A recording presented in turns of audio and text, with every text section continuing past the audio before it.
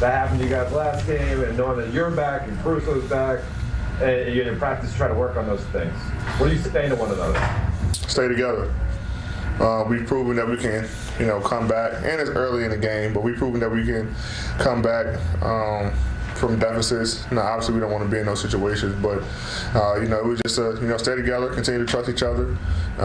They made some tough shots. Valanciunas got going in the beginning. KA hit some tough shots. Grayson Allen, all those guys was making some tough shots around the rim. And we just continue to stick with our game plan. We tighten up on defense, and we're able to get back in the game. We missed some shots, some easy shots.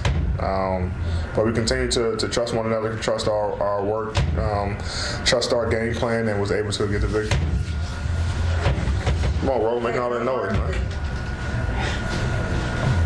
Hey, D, have you ever seen a player who can just turn it on like LeBron does and has over this 7-game stretch, and especially there at the end of the third quarter tonight? I mean, how does he do that? What's it like to be around it?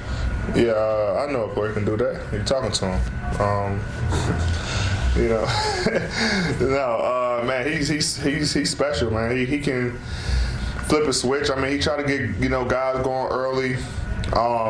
Get guys, confidence, get them some shots, get them some touches, and when it's time for him to turn it on, he's able to do so. Hit big shots, especially in that, late in that third. He kind of just took over and,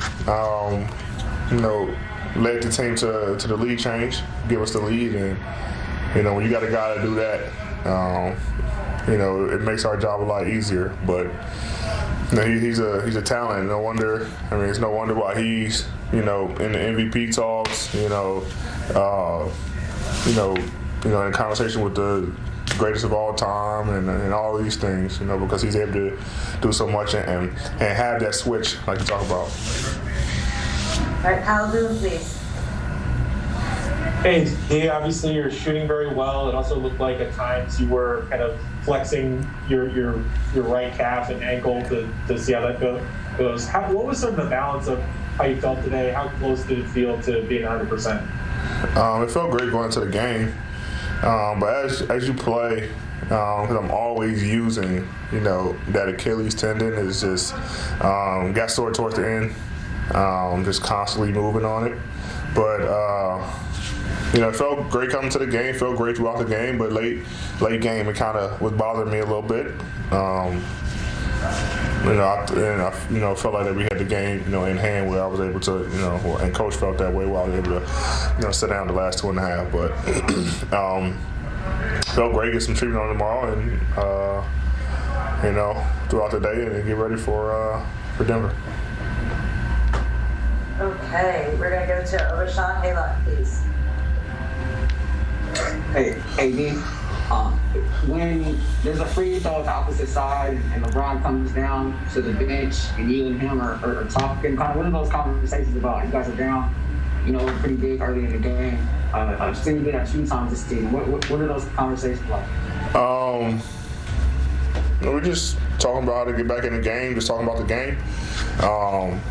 Telling him about some plays that I see from the bench. He tells me about plays he sees from the bench.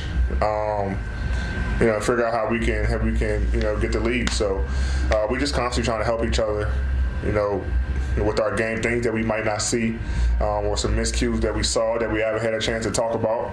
And we talk about it then. So there's not many times where we both on the bench, so we can't really, discuss it besides timeouts. But usually that's when coach is talking and things like that. So we try to use those times to talk about what we see to help us out on the floor. Okay, Dan Workey, please. Hey, Andy, I have two for you. First one quickly.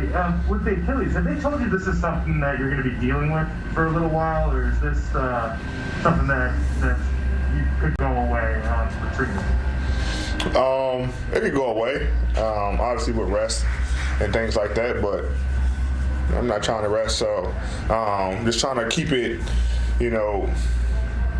as loose as possible and make sure it's not you know, I want to say it's not the actual Achilles tendon where, you know, you guys are thinking about, whereas, you know, it can be scary.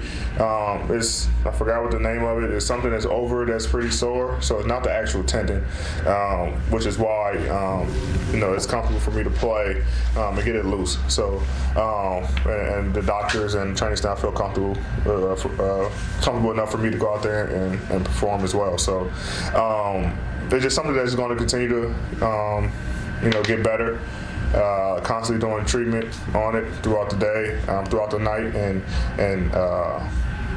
wearing stuff in my shoes to help out the pain level, and wearing tape and all these things to make it feel better throughout the course of time, and eventually it'll get very, very good. I'm able to just go out there and play and not worry about it.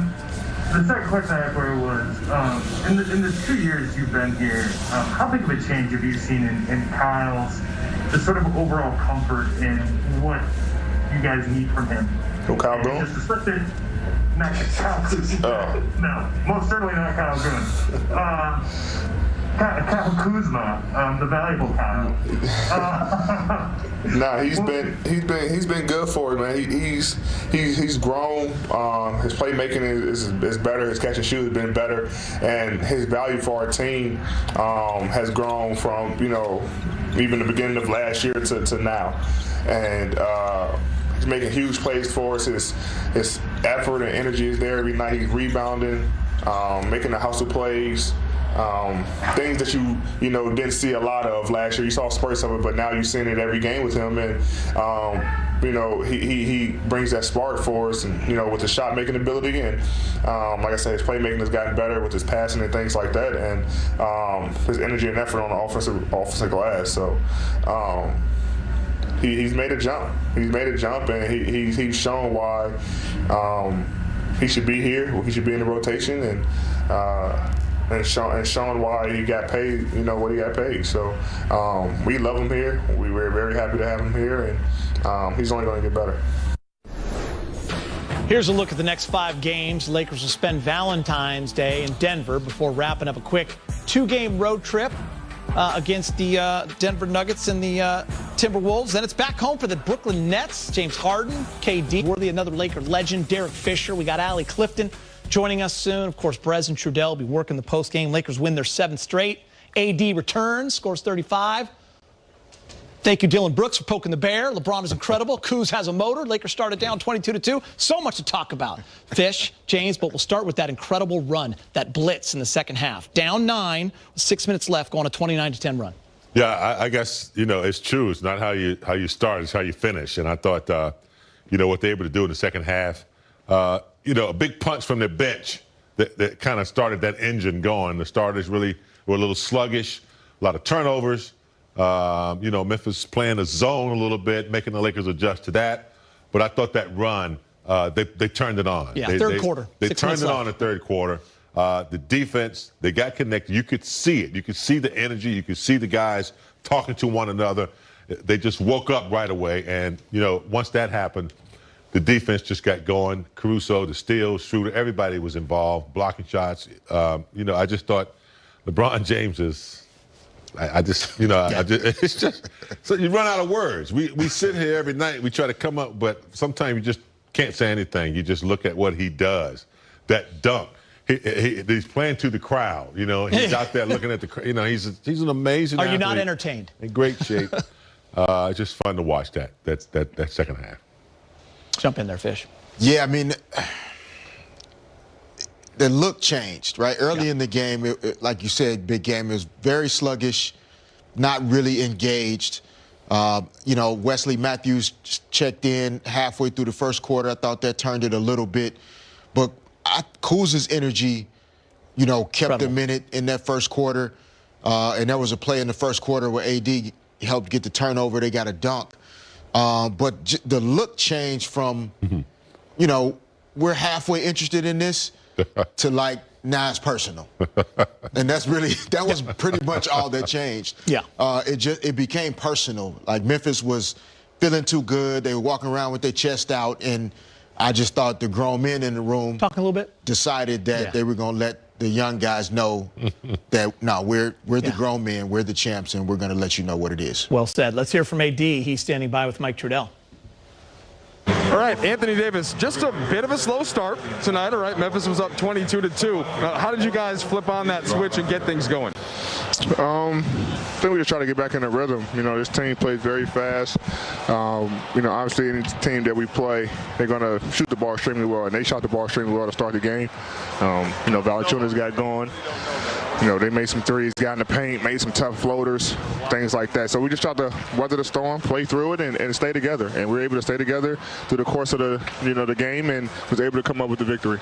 Anthony, you of course were out with the sore Achilles the last couple of games, 0 for 4 to start, and then you seemed to quickly get into a rhythm on offense. How did you feel physically, and how did that progress as the game went on? You know, slow start, but was able to just play through it. As the game go on, obviously, you know, just constant running and cutting and moving.